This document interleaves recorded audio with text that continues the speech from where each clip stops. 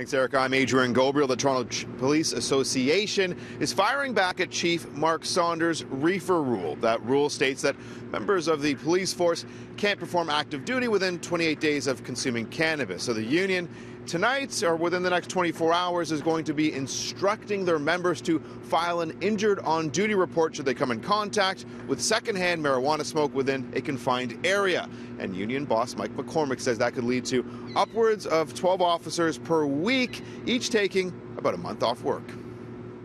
That's why this is really not a really sound policy.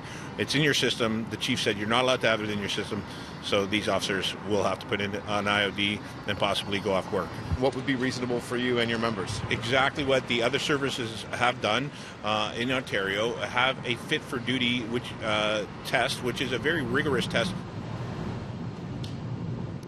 McCormick says the union has retained an expert whose report, that is yet to be made public, states secondhand pot smoke in a confined space could show up in an officer's system. McCormick adds that undercover officers can be susceptible to excess marijuana smoke. It's not the union sticking it to the chief at all, but, where we have a policy that says you can't have it in your system for 28 days and, our officers are being exposed, what choice do they have? You're our former chief of police. What's your thoughts? Yeah, you know what? Mike's doing his job of standing up for his people. Mark's doing his job of making sure that his officers are fit to serve the people of Toronto. And they both have that in common. Both decent guys, they'll work it out. A work in progress? Of course.